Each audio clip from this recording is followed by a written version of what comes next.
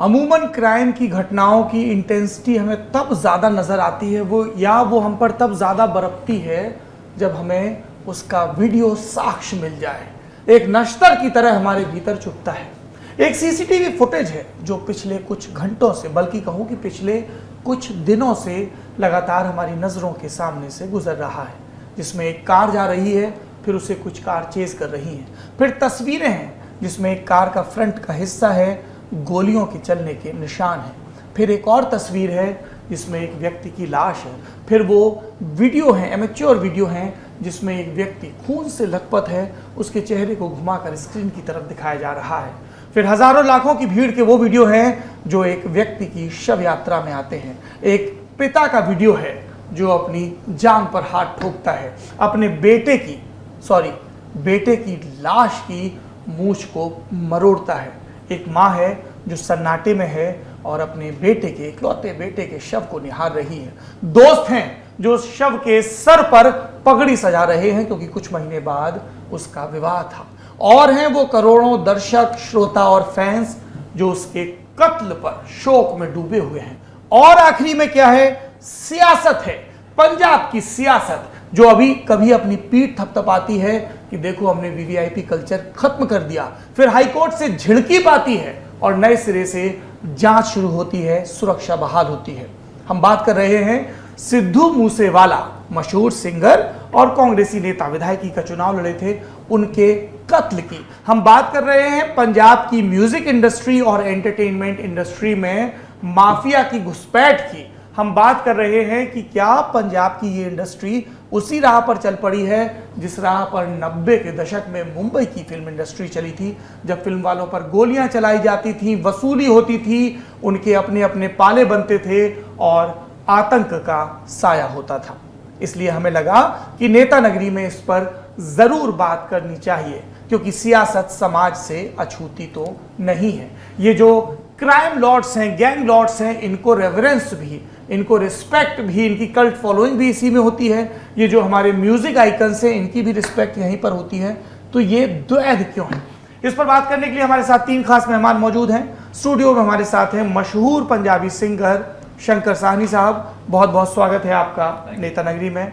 मेरे साथ मौजूद हैं इस देश के सबसे बड़े क्राइम जर्नलिस्ट शम्स ताहिर खान, बहुत बहुत स्वागत है सर आपका नेता नगरी में। इसके अलावा हमारे साथ मोहाली से जुड़ रहे हैं, पंजाब के एंटरटेनमेंट इंडस्ट्री से जुड़े हुए, पंजाब के जाने माने लाइन प्रोड्यूसर और जलवायु एन्क्लेव जैसी फिल्म के प्रोड्यूसर जो हाल में रिलीज हुई है और अब अमेजॉन पर उपलब्ध भी है, कमाल की फिल्म है, उसके प्रोड्यूसर और नौजवान गब्बर, बहुत बहुत स्वागत है आपका गब्बर संगरूर इस शो में नेता नगरी में। शम्स साहब, सबसे पहले आपसे शुरुआत करेंगे। जो शुरुआती जानकारी आ रही है कि तिहाड़ जेल में साजिश रची जाती है, फिर जानकारी ये भी आ रही है कि कई गैंग हैं जिनके अलग अलग स्टेक्स हैं। आपके पास क्या जानकारी है? क्योंकि हम इसी पे फोकस करना चाहते हैं। गैंग वॉर होता रहा है, इंडस्ट्रीज अलग रही हैं, दोनों मर्ज कहाँ हुई पंजाब के केस में? जो शुरुआत थी जिस 29 मई की शाम को, जिस वक्त ये शूट आउट हुआ और गोली चली, पहले 2 घंटे के अंदर ही ये तस्वीर साफ हो गई थी कि इसके पीछे किन लोगों का हाथ है। और ये जो सबूत था शुरुआती, वो मूसेवाला के घर से ही मिली। उन लोगों ने कहा कि लगातार कुछ दिनों से धमकियां आ रही थी, और ख़ासतौर पर जिस गैंग का नाम लिया, लॉरेंस बिश्नोई गैंग, और उसी के बाद लॉरेंस बिश्नोई पर ज़ीरो इन शुरू हुआ। अब सवाल है कि लॉरेंस बिश्नोई ऑलरेडी तिहाड़ में 2015 से है, मतलब पिछले 7 सालों से वो जेल से बाहर नहीं आया, तो लॉरेंस बिश्नोई कैसे करेगा? लेकिन एक दूसरी सच्चाई ये है कि आजकल जितने भी गैंग या गैंगस्टर हैं वो बाहर जब होते हैं तो उतने बड़े नहीं होते, लेकिन जैसे ही वो जेल के अंदर जाते हैं तो उनका कद बहुत बढ़ जाता है, क्योंकि फिर जेल से ही वो अपनी सारी दुकानें चलाते हैं। लॉरेंस बिश्नोई और मूसेवाला की इस दुश्मनी की जड़ में कहीं ना कहीं पंजाबी म्यूज़िक इंडस्ट्री एक बहुत बड़ी वजह बनी। और उसकी वजह यह है कि ये चीज़ें बहुत कम सामने आती हैं, लेकिन ऐसा है कि पंजाबी म्यूज़िक इंडस्ट्री हमारे देश की कोई छोटी मोटी इंडस्ट्री नहीं है। अगर आप पूरे देश की शायद बात करें, 2019 की शायद एक रिपोर्ट है, अगर 1300 crore rupees Indian music industry है तो पंजाबी म्यूज़िक इंडस्ट्री 200 करोड़ है। लेकिन एक दूसरा पहलू ये भी है कि उसमें से 500 करोड़ जो है इवेंट से या लाइव परफॉर्मेंस से भी पैसे कमाए जाते हैं, और हर साल 9-10% बढ़ता जाता है। तो और सबसे ज़्यादा अगर आप देखें बैंड्स, सिंगर्स पंजाब में हर साल 4-5 हज़ार नए गाने प्रोड्यूस करना अपने आप में बड़ी बात है। तो एक बड़ा पैसा, एक बड़ी कमाई इसके ऊपर रहती है। और जो आपने शुरू में कहा जिस तरह से मुंबई बॉलीवुड पर डी कंपनी का एक वक्त था कि फिल्मों के राइट्स, म्यूज़िक के राइट्स और उसको लेकर डराना धमकाना, वही चीज़ें कहीं ना कहीं पंजाबी म्यूज़िक के साथ जुड़ी। और इसकी एक और बड़ी वजह ये थी कि इस म्यूज़िक और इसके सुनने वालों में एक बड़ी तादाद NRI, जो खासतौर पे कनाडा में है, ऑस्ट्रेलिया में है, अमेरिका में है, US में है, UK में है, तो उन लोगों की भी है। तो इसको लिए लेकर कि कई बार आप हमारे लिए गाना गाओ, कुछ गैंगस्टर का तो ये भी कि कई म्यूज़िक कंपनी में इनडायरेक्टली उनके पैसे लगे हुए हैं। उसमें एक नाम लॉरेंस बिश्नोई का भी है, एक नाम उस बम्बिया गैंग का भी है, देवेंद्र बम्बिया, जिसको लेकर ये हमेशा कहा गया और लॉरेंस बिश्नोई की एक सोच रही है कि ये हमारा राइवल जो गैंग है देवेंद्र बम्बिया, उसके साथ मूसेवाला की नज़दीकियाँ हैं। हालांकि अब ये क्यों है इसकी अभी तक सच्चाई सामने नहीं आई और क्या रिश्ता है, लेकिन एक गाने ने इस रिश्ते को ज़रूर हवा दे दी थी। जो एक मूसेवाला का एक गाना आया था जिसका टाइटल ही बम्बिया था, तो उसको उस गैंग से जोड़कर देखा गया और उसके जो बोल थे, लिरिक्स थे और जिस तरीके से उसको वीडियो को शूट किया गया था, कहीं ना कहीं लॉरेंस बिश्नोई ने कई बार ये लोगों से कहा कि ये मेरे खिलाफ था, तो वो भी एक दुश्मनी की वजह बनी। और धमकियां मिली ये तो पहले से, क्योंकि ऑलरेडी सिक्योरिटी थी, ये बात काफ़ी वक्त से है और इसी गैंग से ज़्यादा धमकियां मिल रही थी। पंजाब और नॉर्थ इंडिया में 2-3 गैंग एक होते हैं अलग अलग बड़े, लेकिन इस वक्त इस केस ने एक ऐसा अजीब सी सिचुएशन पैदा कर दी है कि एक तरफ लॉरेंस बिश्नोई अब गैंग है और बाकी चाहे वो देवेंद्र बम्बिया हो या फिर जितने भी आप बवाना हो और भी सारे गैंग हैं। एक्चुअली ज़्यादातर गैंग अगर देखें हम 15-20 गैंग हैं, लेकिन इनमें से ये 2-4 ही ओरिजिनल हैं। इन्हीं से निकल कर लोगों ने अपने अपने अलग अलग गैंग बनाए। अब लॉरेंस बिश्नोई को छोड़कर बाकी सारे गैंग मूसेवाला के सपोर्ट में एक साथ आ गए और इसीलिए आप देख रहे हैं धमकियों की बाढ़ आ गई। अब तक 6 अलग अलग गैंगस्टर धमकी दे चुके हैं सोशल मीडिया को यूज़ करते हुए, और इन सब के निशाने पर है लॉरेंस बिश्नोई। लॉरेंस बिश्नोई इस वक्त अब तिहाड़ में भी नहीं है, दिल्ली पुलिस की स्पेशल सेल, कत्ल हुआ पंजाब में, मामले की इन्वेस्टिगेशन पंजाब पुलिस की SIT कर रही है, लेकिन सारी हलचल दिल्ली में हो रही है क्योंकि दिल्ली पुलिस की स्पेशल सेल ने 3 दिन की कस्टडी में लिया है लॉरेंस बिश्नोई को पता करने के लिए। और कहते हैं जो स्पेशल सेल के सोर्सेज उन्होंने बताया कि उसने ये कहा तो है कि हाँ ये हमारे गैंग का हाथ है, लेकिन मेरा हाथ नहीं है, क्योंकि मैं तो जेल में हूँ, मेरे पास फ़ोन भी नहीं है, तो मैं डायरेक्ट नहीं हूँ, लेकिन मेरे गैंग ने ये काम किया, ये ओपनली वो कह रहा है। और रिश्ते में उसका का बदला लेने के लिए विद्युत जड़ में वही है जो 2021 7 अगस्त मोहाली में अकाली नेता और कहते हैं लॉरेंस बिश्नोई का करीबी विद्युत खेड़ा कत्ल हुआ था। उसी के बाद से उस कत्ल के सिलसिले में ये होता है कि 3 शूटर को दिल्ली ने गिरफ्तार किया था, दिल्ली पुलिस ने। उनमें से एक ने कहा था कि जो मूसेवाला उनके एक मैनेजर, उसका इसमें रोल रहा है। और लॉरेंस बिश्नोई का शक है कि उस मैनेजर के बाद में ऑस्ट्रेलिया भागने में और या उससे पहले जो शूटर गए थे वहाँ पर, उनको ठहराने में, उनको फाइनेंशियली मदद करने में कहीं ना कहीं मूसेवाला ने रोल प्ले किया और इसीलिए ये दुश्मनी बढ़ती गई और तब से ही ये धमकी आ रही थी। इससे पहले 6 अटेम्प्ट हो भी चुके थे मूसेवाला पर अलग अलग वक्त में जान से मारने की, लेकिन वो 6 के 6 नाकाम हो गए। एक तो दिल्ली में भी हुआ था, लेकिन और इससे पहले ये अप्रैल में भी होना था, लेकिन शाहरुख जिसको ये सुपारी दी गई थी वो पकड़ा गया। अब 29 मई को ये आखिर 7वें अटेम्प्ट में सिद्धू मूसेवाला की जान गई। लेकिन अभी तक इसमें लॉरेंस बिश्नोई, गोल्डी बराड़ जो कि उसका राइट हैंड है इस वक्त और कनाडा में बैठा हुआ है, और बाकायदा कनाडा के एक रेडियो पे उसने ये भी कहा कि हाँ ये हमारे लोगों का हाथ है। तो कुल मिलाकर 0 इन यही है। लेकिन सवाल ये है कि जिन लोगों ने गोली मारी जाकर, वो 6 से 7, पंजाब पुलिस का अभी तक यही कहना है, वो शूटर कहाँ है। तो एक डाउट ये भी है जो लॉरेंस बिश्नोई से पूछताछ के बाद सामने आई कि शायद वो अब देश छोड़कर उनसे ज़्यादातर जो शूटर हैं वो नेपाल भाग गए।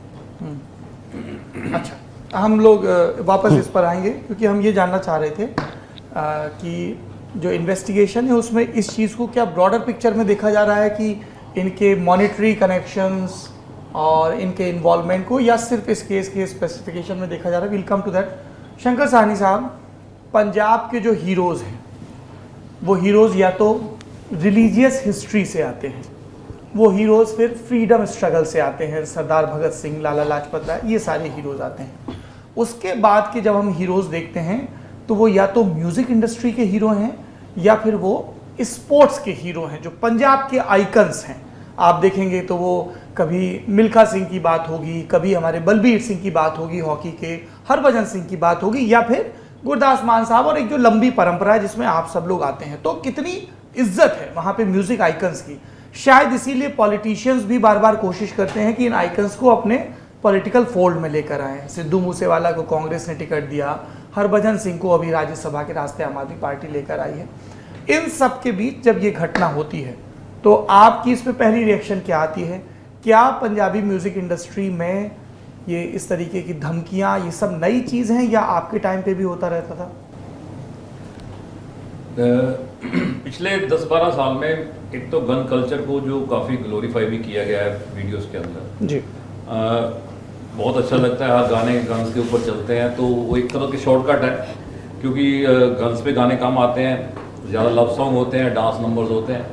तो गन कल्चर के ऊपर जब गाने आते हैं तो वो गाने ज़्यादा चलते हैं, वही आइडियल्स हैं जो हमारे सिंगर हैं वो दुनिया उसको सुनती है जी। और उस तरह से लोग भी मुतासर होते हैं। क्रिमिनल को भी पता लगता है कि ये बंदा आगे बढ़ रहा है, क्योंकि ये शॉर्टकट है। जब भी हम ड्रग्स की बात करेंगे या गाने गन्स की बात करेंगे किसी गाने में, तो गाना एकदम हिट होगा। ये शॉर्टकट वे है किसी गाने को हिट करने का। जैसे पहले कोई सिंगर थे वो गाली ही निकाल देते थे गाने में, तो वो बंद किया लोगों ने गाली निकलवाना। उसके बाद ये जो कल्चर है, अब इस कल्चर को इतना ग्लोरीफाई गन्स को किया है, तो नए सिंगर्स को फरौती के लिए फ़ोन तो आते ही थे। ये तो शायद कुछ अलग मामला है, क्योंकि इसमें तो गैंग वॉर का सिस्टम है कि बंदा हमारा मारा है।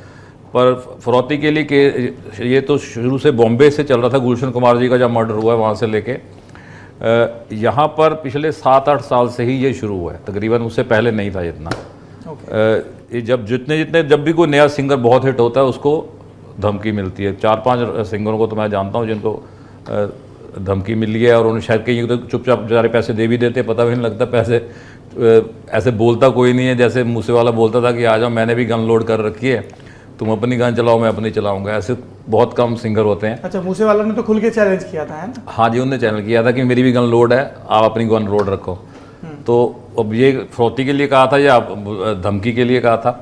पर यह है कि इस जितना भी पिछले 5-7 साल में काफ़ी लोगों को ये काम शुरू हो गया है, और इसका कारण मुझे ज़्यादातर ये लगता है कि उनको लगता है कि इजी मनी है, 10-20 लाख रुपए मिल जाएगा। कई गैंगस्टर्स की इंटरव्यू भी मैंने देखी है, वो कह रहे हैं हम मांग लेते हैं और मिल जाता है। अच्छा, क्या कभी आपकी नॉलेज में ऐसा है कि सिंगर्स ने, एक्टर्स ने पुलिस को कंप्लेंट की हो कि इस सिंडिकेट को तोड़ा जाए या कुछ, या चुपचाप सरेंडर ही कर दिया ज़्यादातर ने? नहीं, कंप्लेंट तो सारे कर देते हैं, पर मुझे लगता है अल्टीमेटली कुछ लोग चुपचाप दे देते हैं, क्योंकि कंप्लेंट हमारी कोई इतनी कामयाब तो होती नहीं है। जितने भी आपने अब तक हमारी हिस्ट्री देखी है मैंने, कोई कंप्लेंट खास तौर पे कामयाब होती नहीं। FIR उसकी दर्ज ही नहीं होती तकरीबन। तो मुझे लगता है कि इतने ये मशहूर लोगों की धमकी की FIR दर्ज नहीं होती, वो कह रहे हैं कि उनको धमकी मिल रही गैंगस्टर से। आप कोई भी देख लीजिए, जितने भी लोगों की धमकियां आई होंगी, मेरा तो कोई ख्याल नहीं कि किसी कंप्लेंट के ऊपर कोई खास काम हुआ होगा, ना ही किसी को शायद सिक्योरिटी मिली होगी। इनको शायद सिक्योरिटी मिली थी और वो विड्रॉ हुई है, क्योंकि कुछ लोगों को या चेक करने में गलती हुई कि ये अपनी हवाबाजी के लिए सिक्योरिटी रखी हुई है या जेन्युइन प्रॉब्लम है, तो ये थोड़ा सा चेक करना होगा। पर मुझे ये लगता है कि अगर FIR किसी की हुई भी है या कंप्लेंट हुई भी है, पर उस पर खास काम कुछ हुआ नहीं होगा, चुपचाप लोग देते रहते होंगे, तो ही इनका हौसला बुलंद हुआ होगा इतना कि पेमेंट मिल जाती है। गब्बर, आप मेरी आवाज़ सुन पा रहे हैं? सर बिल्कुल। गब्बर, आप उस एंटरटेनमेंट इंडस्ट्री से आते हैं पंजाब की, जिस पे बार बार लोग कह रहे हैं कि गैंगस्टर्स के खौफ का साया है। आप लगातार इन सारे म्यूज़िक के लोगों से, एक्टर्स से, सबसे बात करते रहे हैं। किस तरह का माहौल है, किस तरह की रिएक्शंस आ रही हैं अंदर खाने? अभी सबसे पहली बात तो अनफॉर्चुनेटली हमारा एक भाई चला गया, और जिसके गाने बॉलीवुड सारे लोग ही सुनते थे, है ना। कई दफो रणवीर सिंह पाजी ने वीडियोस पोस्ट की थी सिद्धू पाजी के गाने सुनते हुए, और भी बड़े बड़े मतलब इंटरनेशनल लेवल तक लोगों ने दुख जाहिर किया है। और उसके बाद अभी भी मतलब हम लोगों का पर्सनली काम करने का बहुत लोगों का मन नहीं कर रहा, मतलब कहीं ना कहीं दर्द है सबको। और दूसरा दर्द के साथ जैसे हम पाजी अभी ना सबसे बड़ा क्या है ना, जो डिजिटल युग चल चुका है ये बहुत खतरनाक है। अभी हमें पता नहीं, हम सरकार से, पुलिस डिपार्टमेंट से भी डिमांड करते हैं कि वो हमें भी रियलिटी बताएं। अभी हमारी काफी फिल्में प्रभावित हो गई हैं, क्योंकि डिजिटल धमकियां आती हैं कि जी इसका बदला जल्दी लिया जाएगा। सबसे पहले तो ये बदला लफ्ज ही बहुत खतरनाक है, क्योंकि बदला कह के वो किसी को भी मार देते हैं। अभी भी 1-2 सिंगर्स के नाम वो मीडिया में घुमा रहे हैं कि इनको धमकी आ गई, इनको मार देंगे। कल को उनके साथ अगर कुछ अच्छा बुरा हो भी जाता है तो मेंटली हमें पहले ही प्रिपेयर कर दिया कि हाँ ये होना ही था कि अब ये सिद्धू का बदला है। पहली तो यही कि बदले से कोई वापस तो आया नहीं ना, इसे विक्की मिड्डू खेड़ा का बदला कहा जाता है। विक्की भी हमारा दोस्त था, हमारा भाई था। यूनिवर्सिटी से हम सब यूनिवर्सिटी में ही मनकीरत पाजी से लेके लॉरेंस से लेके ये सब लोग यूनिवर्सिटी से ही गैंगस्टर्स वगैरह, क्योंकि वहीं पढ़ते थे। कुछ स्टूडेंट सिंगिंग में चले जाते हैं, कुछ स्टूडेंट गलत चीजों में, पॉलिटिक्स में होते होते प्रधानगियों के चक्कर में गलत रास्तों पे निकल जाते हैं। आज की डेट में काफी शूट्स प्रभावित हुए हैं, क्योंकि जो सिंगर्स हैं कोई इधर उधर डर के मारे के पता नहीं यार नंबर किसका लग जाए, क्योंकि थ्रेट तो सबको है, no doubt, daily regular threat हर बंदे को आता रहता है। गब्बर, मेरा अगला सवाल भी आपसे ही है। आपने जिक्र किया, मैं भी अभी कुछ इंस्टाग्राम पोस्ट देख रहा था, कई फिल्मों की रिलीज टाली जा रही, कई फिल्मों के प्रमोशन टाले जा रहे हैं, क्या पूरा शेड्यूल हिल गया है इस घटना के बाद से? पाजी, एक चीज तो फिल्म रिलीज करना, डेट्स वगैरह लेना, मैनेज करना बहुत मुश्किल है, और प्रोड्यूसर्स के लाखों रुपए स्पेंड भी होते हैं, और आर्टिस्टों का भी फ्यूचर उस पे खड़ा होता है। जो चीजें बहुत, क्योंकि पहले ही कोरोना के करके थिएटर्स बंद थे, तो ये बड़ी मुश्किल से जो भी डेट्स डिसाइड हुई होंगी बहुत मुश्किल से आई हैं। डेट्स भी आगे पीछे हो रही हैं और शूटिंग शेड्यूल्स भी आगे पीछे हो रहे हैं, क्योंकि जो सिंगर्स जिनकी शूटिंग्स ऑलरेडी चल भी रही थी, तो वो भी इन धमकियों की वजह से, पुलिस ने भी थोड़ा हना होता है, तो वो भी अपना, हर कोई बंदा कोई भी शूटिंग पे जा नहीं सकेगा ओपनली, क्योंकि शूट मोस्टली ओपन जगहों पे होते हैं और हजारों कितने ही लोग इन्वॉल्व होते हैं एक शूट में, तो हर एक को डर तो है। और मैंने जैसे पहले भी कहा कि काफी सिद्धू पाजी का भी प्यार भी था इंडस्ट्री में, काफी लोगों का काम करने का दिल भी नहीं करना। एक पहले भी बड़ी बड़ी दुखदायक खबरें सुनते हैं, एक दो दिन दर्द रहता है, बंदा अपने कामों में लग जाता है, पर सच में इस बार ये दर्द गहरा है। गब्बर, एक बात बताइए, हम लोगों ने लगभग एक हिस्ट्री के टेक्स्ट की तरह ये सुना था कि अच्छा साहब एक बड़े कमाल के सिंगर हुआ करते थे, चमकीला, उनका और उनकी वाइफ का आतंकवादियों ने कत्ल कर दिया, ये हम सुनते थे। पर जैसा शंकर साहनी साहब ने कहा कि ये पिछले 8-10 साल में दो चीजें हुई। पहले तो रैप और उन सब चीजों के खुलेपन के नाम पे गालियां प्रमोट हुई, और उसके बाद गन कल्चर आया, जबकि जो हमारा मतलब इफ यू से पंजाबी म्यूजिक, तो जो पहली आवाज आती है सुरिंदर कौर की आती है, मतलब ये मैं बहुत ही नॉन पंजाबी उससे बता रहा हूं, मैं एक हिंदी हार्टलैंड से आता हूं, तो आप सुरिंदर कौर को सुनते हैं, फिर आप गुरदास मान को सुनते हैं दूरदर्शन के दिनों से, तो एक बहुत अलग कल्चर था। ये इस शिफ्ट को लेकर भी इंडस्ट्री में चलनी है कि यार बहुत हो गया, अभी बहुत गन कल्चर, कुछ कास्ट को लेके बहुत सारा जो असर्शन होता है कि ये फलानी कास्ट बहुत अच्छी है, हम तो जी फलाने हैं इसलिए बहुत अच्छे हैं, जबकि वहां सब जातियों के, सब समूह के लोग रहते हैं। इसको लेकर भी इंडस्ट्री में कुछ चर्निंग हो रही है या नहीं? पाजी देखो, पिछले कुछ टाइम से सरकारों ने भी सख्त कानून, जैसे अभी भी जो करंट सरकार है उसने कहा है कि गन्स वगैरह वाले सॉन्ग्स पे केसेस होंगे, कुछ लोगों को ऑलरेडी बुला के बोला भी गया है, कुछ फिल्म्स के टाइटल जो उन्हें सेंसिटिव लगे तो उन्हें भी बुला के, है ना, तो थोड़ा सा कंट्रोल तो हो रहा था नो डाउट ऑलरेडी। और ये जैसे पाजी कल्चर भी चेंज होता रहता है, पहले मिस पूजा जी चलती थी, है ना, फिर दो गाने चलते थे, ड्यूट सॉन्ग चलते थे, धीरे धीरे कल्चर भी चेंज होता रहता है। नो डाउट पिछला कुछ टाइम गन कल्चर का रहा है, पर ये अपने आप ऑटोमेटिकली, वैसे भी ऑडियंस भी सुनना पसंद नहीं करती होती, धीरे धीरे चीज चेंज होती है। हम पुराने गाने बहुत अच्छे होते थे, पुराने सिंगर्स बहुत अच्छे होते थे, आज भी हैं, क्योंकि मैंने जैसे कहा डिजिटल युग है, हमारी आबादी इतनी है, हमारी आबादी ही हमारे लिए में भी हमारे लिए यही प्लस पॉइंट है कि हर तरह का आप कुछ भी गाओ, अच्छा गाते हैं। सतिंदर सरताज पाजी हैं, तो उनको सुनने वाले भी बहुत लोग हैं। कुछ कंपनियों के जहन में या कुछ सिंगर्स लोगों के जहन में होता है कि यार हल्की चीज गाओ, लोग जल्दी अट्रैक्ट होते हैं। अदरवाइज सतिंदर सरताज और भी कई अच्छे सिंगर्स हैं जो अच्छा गा रहे हैं। ठीक है। शम्स साहब, जो मैंने सवाल छोड़ा था आपके लिए कि क्या इस चीज के हिसाब से भी जांच हो रही है कि लेट्स क्रैक डाउन, मतलब इस पूरे सिंडिकेट को खत्म कर दिया जाए फॉर वंस एंड ऑल, जो मॉनेटरी सप्लाई चेन है उसको, जो डिजिटली ऑपरेशन होते हैं उसको, और जिस तरीके के वेपन्स कहा जा रहा है इस्तेमाल हुए, मेरे ख्याल से AN-95 AN-94 है जो बहुत ही सोफिस्टिकेटेड वेपन माना जा रहा है। मैं ये जानना चाह रहा हूँ कि किस किस एंगल से जांच हो रही है और पुलिस का आपस में कोऑर्डिनेशन क्या है, क्या किन थ्योरीज को लेकर पुलिस आगे बढ़ रही है?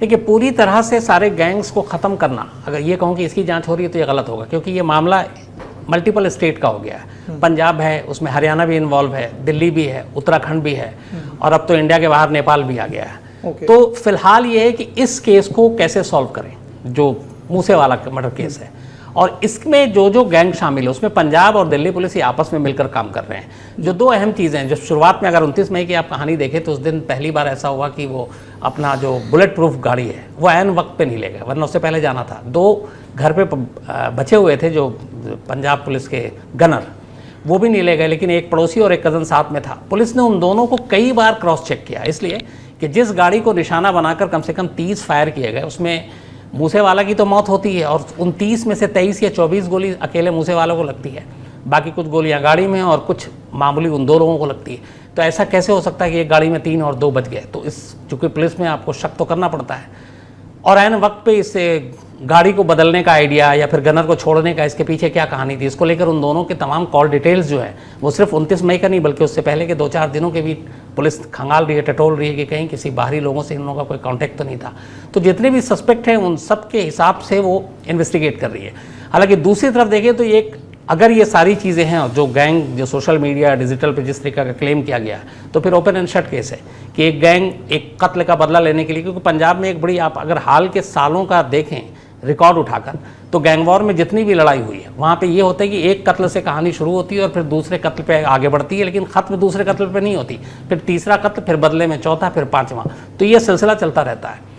तो अब इस वक्त जो है ये एक तरह से ओपन शट ये केस है कि अगर लॉरेंस बिश्नोई गैंग का हाथ है, लॉरेंस बिश्नोई ऑलरेडी जेल के अंदर है, जो गोल्डी है वो अपने कानून के पहुंच से बहुत दूर कनाडा में है, बाकी वजह जो शूटर 6 से 7 जिन्होंने गोलियां चलाई या जिन्हें वो गाड़ी उपलब्ध कराई गई, जिन्हें हथियार मुहैया कराया गया, जो सप्लायर थे, उन चेन को पकड़ना, शूटर को पकड़ना, ये इनका मेन काम है। लेकिन अभी तक 5वां दिन है, लेकिन पंजाब पुलिस ने 3 लोगों को अरेस्ट तो किया है, लेकिन उन लोगों का डायरेक्ट इस हमले में कितना रोल है यह भी उन्होंने खुलासा नहीं किया है। जो लॉरेंस बिश्नोई उससे पूछताछ चल रही है, वो अपने आप को पाक साफ बता रहा है, कह रहा मेरा कोई रोल नहीं है क्योंकि मैं तिहाड़ में हूँ, मेरे पास आजकल मोबाइल भी नहीं है, मेरे गैंग ने ये काम किया है। उसका जो भांजा है सचिन बिश्नोई वो क्लेम कर रहा बाकायदा फ़ोन पर कि मैंने सिर्फ मारा नहीं बल्कि अपने हाथों से गोलियाँ चलाई हैं। तो ये सारी चीज़ें एक तरफ हैं, बस ये है कि जो शूटर इसमें इन्वॉल्व है और इस साजिश की पूरी कड़ियाँ क्या है ये एक साथ करना है। मुझे लगता है कि ये केस इतना उलझा हुआ भी नहीं है कि जिसको सुलझाने में इतना टाइम लगे, और पंजाब पुलिस से ऑलरेडी ये केस लेकर पंजाब की SIT टीम बनाई गई, उनको दिया गया है। तो मुझे लगता है कि जैसे ही शूटर्स की गिरफ्तारी होगी बाकी चीज़ें धीरे धीरे अपने आप सामने शम्स साहब, मैं ये जानना चाह रहा हूँ, क्योंकि आपने अपनी तमाम एडिटोरियल जिम्मेदारियों में आपकी एक जिम्मेदारी दिल्ली की पॉलिटिक्स को भी कवर करना या करवाना था, है ना। अरविंद केजरीवाल की पार्टी पंजाब में सरकार चला रही है, उनके बहुत सारे पोल प्रॉमिसेस रहे हैं, कई वेलफेयर स्कीम से जुड़े हुए, VIP कल्चर खत्म करना, ड्रग्स खत्म करना और माफिया राज को खत्म करना भी उनके एक पोल प्रॉमिस में था। मैं ये जानना चाह रहा हूँ कि क्या हमारे पास कोई ऐसी जानकारी है कि पंजाब पुलिस को इस तरह के इंस्ट्रक्शंस दिए गए हों कि फिलहाल तो आप इस केस को रिजॉल्व करिए पर इस मेनेस को भी खत्म करना है, या सिर्फ अभी एडवोकेसा में कि अच्छा ये केस पता कर लो बाकी ठीक है? क्योंकि परमीश वर्मा पे भी गोली चली थी, उसके पहले भी धमकियों का, शंकर साहनी साहब ने कहा कि उनकी जानकारी में 4-5 ऐसे लोग जिनको धमकी मिली, कई कुछ ने शिकायत की, उस पर कोई एक्शन नहीं हुआ, कई लोग ने जान बचाने के लिए पैसा दे दिया। देखिए, इसमें एक इत्तेफाक की बात है कि पंजाब में चुनाव जब खत्म हुआ मार्च में, अप्रैल में रिजल्ट आया, वहाँ पे सरकार बदल गई है। एक रिंदा गैंग जिसके पास यही जो आप बता रहे हैं अभी, इन जो रशियन असॉल्ट राइफल कहते हैं कि पाकिस्तानी A94 जो पाकिस्तानी बॉर्डर से पंजाब में पहुंचा था, वो गैंगस्टर के पास पहुंचा। इसके पास पंजाब पुलिस के पास पूरी डिटेल है, उन्हीं में से एक का यूज़ यहाँ हुआ। अब सवाल ये कि इनके पास कैसे पहुंचा, तो एक गैंगस्टर के पास पहुंचा। अब ये भी देखें कि जिसके लिए इस्तेमाल हुआ गैंग सब अलग अलग हैं, लेकिन हर गैंग तक ये पहुंच रहा है इसलिए कि हथियार और इन चीज़ों में न तो धर्म होता है, ना अपना होता है, ना बेगाना होता है, उनका सिर्फ बिजनेस होता है। तो ये दूसरे गैंग तक भी पहुंच गया है। यहाँ पे पंजाब पुलिस ने कहा कि इन चीज़ों को गैंगस्टर तक पहुंचे, इसको रोकने के लिए आप क्रैक करो, कार्रवाई करो। लेकिन एक दूसरी जो चीज़ है वो अजीब चीज़ ये है कि पंजाब में आप गैंगस्टर को आप रोकेंगे कैसे? आप पंजाब के टॉप 10 मोस्ट वांटेड गैंगस्टर की लिस्ट निकालिए, आप देखिए उनमें से 9 ऑलरेडी जेल में है। अब सवाल ये है कि जब गैंगस्टर जो हैं सारे सरगना 9 जेल में, किसी भी गैंग का आप नाम लीजिए, तो फिर ये गैंग इतना एक्टिव क्यों?